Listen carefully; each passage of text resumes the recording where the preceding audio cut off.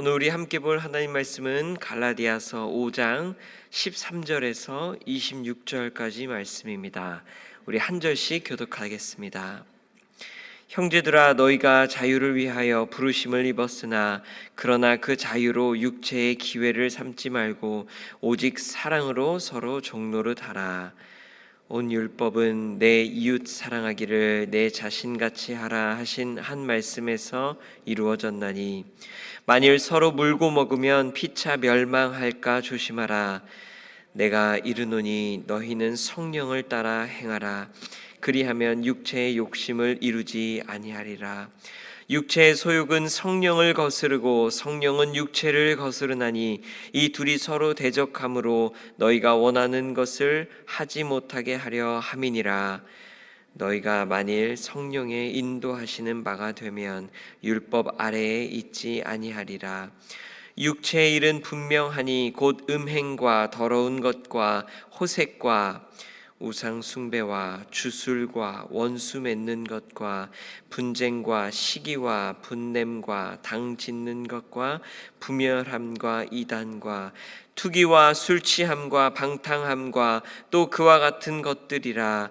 전에 너희에게 경계한 것 같이 경계하노니 이런 일을 하는 자들은 하나님의 나라를 유업으로 받지 못할 것이요 오직 성령의 열매는 사랑과 희락과 화평과 오래 참음과 자비와 양선과 충선과 온유와 절제니 이와 같은 것을 금지할 법이 없느니라.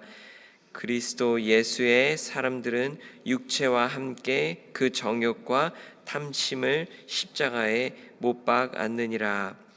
만일 우리가 성령으로 살면 또한 성령으로 행할지니. 함께 읽겠습니다. 헛된 영광을 구하여 서로 노엽게 하거나 서로 투기하지 말지니라. 아멘. 우리는 갈라디아서를 통해서 율법의 행위로부터 자유케 하는 복음의 능력, 그것을 배워왔습니다. 그리고 이제 바울은 앞서 계속해서 전개했던 신학적인 설명을 이제 구체적인 복음의 삶으로 연결시킵니다. 사실 갈라디아서를 깊이 읽어 오신 분들이라면 오늘 본문은 또 질문이 생기는 본문이기도 합니다. 왜냐하면 앞에서 그렇게 율법을 꾸짖으며 믿음으로만 구원을 얻는다라고 말하였는데, 그래서 그리스도 안에서의 자유를 이야기했는데, 오늘 본문을 보면 또다시 무엇인가 종노릇 하라는 명령과 함께 어떠한 행위들을 하면 하나님의 나라를 유업으로 받지 못할 것을 언급하며 우리를 또다시 특정 행위를 하도록 권면하는 것처럼 들리기 때문입니다. 이런 고민을 하셨다면 그동안 잘 읽으셨습니다. 그러나 오늘의 본문에서 의미하는 더 깊은 내용들을 우리가 또 차근차근 들여다보며 하나님의 뜻에 귀 기울여 보십시다. 13절 말씀입니다. 형제들아, 너희가 자유를 위하여 부르심을 입었으나 그러나 그 자유로 육체의 기회를 삼지 말고 오직 사랑으로 서로 종노릇 하라. 바울은 우리가 그리스도의 십자가 사건을 통해서 율법의 행위를 넘어선 자유를 얻었지만 그 자유로 육체의 기회, 즉 방종의 기회, 방종의 삶을 살지 말고 또 다른 가치의 종이 되라는 비유로 권면을 시작합니다. 그리고 그 가치는 바로 사랑입니다. 오직 사랑으로 서로 종노릇하라. 사랑은 사실 이후에 오늘 본문 후반부에 보게 될 성령의 열매의 첫 번째입니다. 성령의 열매에 처음 나오는 것, 그 사랑에 서로 종노릇하라. 그래서 이 권면은 16절 말씀으로 바로 연결됩니다. 내가 이르노니 너희는 성령을 따라 행하라. 그리하면 육체의 욕심을 이루지 아니하리라. 율법 대신에 사랑의 종이 되라는 권면은 다시 말하면 육체를 따라 살지 말고 성령을 따라 행하라는 명령입니다. 사실 모든 그리스도인들에게 이 두 가지, 즉 육체와 성령이 사투를 벌입니다. 여기에서 육체로 번역된 원어는 우리의 몸, flesh를 의미한다기보다는 우리의 죄성, sinful nature를 말합니다. 그래서 이 말씀을 오해함으로 우리의 육체를 이렇게 하나님께서 창조하신 창조물인데 아름다운 몸인데 부정하거나 좋은 것을 이렇게 보면서 육체는 그것이 아님을 우리가 이렇게 폄하할 때가 있습니다. 그러나 성경은 우리의 몸을 하나님의 성전이라고 말했습니다. 우리가 그래서 몸을 거부하거나 또 학대하는 방식의 해석은 성경을 올바로 본 것이 아닙니다. 우리의 몸을 건강하게 가꾸면서 좋은 것을 보고 또 좋은 것을 먹으면서 돌보고 관리해야 할 것입니다. 대신에 죄성을 경계하며 그래서 이 육체가 의미했던 죄성을 경계하며 성령을 따라 살아야 합니다. 그러나 17절 말씀대로 이 둘은 서로 대적합니다. 17절 말씀입니다. 육체의 소욕은 성령을 거스르고 성령은 육체를 거스르나니 이 둘이 서로 대적함으로 너희가 원하는 것을 하지 못하게 하려 함이니라. 하지만 이것들이 우리 안에서 싸울 때 이것은 그리스도인이라는 증거입니다. 우리의 삶에서 이 우리의 안에 죄성과 성령이 전쟁을 벌인다면, 그래서 우리가 괴롭다면, 하나님의 뜻대로 살려고 하나 자주 넘어지는 자신을 보며 고통스러워 한다면 이는 우리 안에 성령님이 일하신다는 증거입니다. 그리스도인이 아니면 인간의 죄성이 그저 삶을 주도해버리기 때문에 편안합니다. 성령님이 일하시지 않는 교회 밖의 대부분의 사람들은 성령의 것을 구하지조차 않기 때문에 이런 내적 전투가 필요 없는, 고민 없는 삶을 삽니다. 그러나 그리스도인들은 다릅니다. 바울도 로마서 7장에서 오호라 나는 곤고한 사람이로다, 이 사망의 몸에서 누가 나를 건져내랴 라고 고백했습니다. 육체와 성령, 이 둘의 전쟁터에 살기 때문에 그리스도인 안에는 늘 이런 고된 씨름으로 인한 흔들림이 있고 통증이 있습니다. 하지만 이 싸움을 계속하면 성령께서 우리로 이기게 하십니다. 물론 그리스도인으로 살다가 이 싸움에서 지는 경우도 있습니다. 그 경우는 싸움을 졌다기보다 멈춘 경우입니다. 오늘 본문 19절부터 21절까지 나오는 육체의 소욕으로부터 거슬러 성령을 따라 행하려는 씨름을 그만두고 육체의 소욕이 내 삶을 통제해 버리도록 내버려 둔 경우에는 우리가 이겨낼 수는 없습니다. 하나님의 나라를 유업으로 받지 못하게 됩니다. 그러나 이 영적 전투는 이미 십자가에서 부활하신 예수 그리스도로 인하여 이긴 싸움입니다. 그리스도의 영이신 성령께서 우리로 이기게 하시니 오늘도 우리는 성령을 따르고 버티면 우리 안에서 잠시 흔들리고 또 고통스러운 순간들을 경험할지 모르나 마침내 이기게 될 것입니다. 22절과 23절 말씀입니다. 오직 성령의 열매는 사랑과 희락과 화평과 오래 참음과 자비와 양선과 충성과 온유와 절제니 이 같은 것을 금지할 법이 없느니라. 아멘.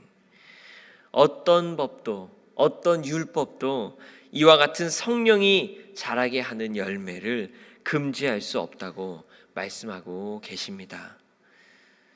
오늘 이 본문에서 성령의 열매라고 하는 표현에서 우리가 이 해답을 찾습니다.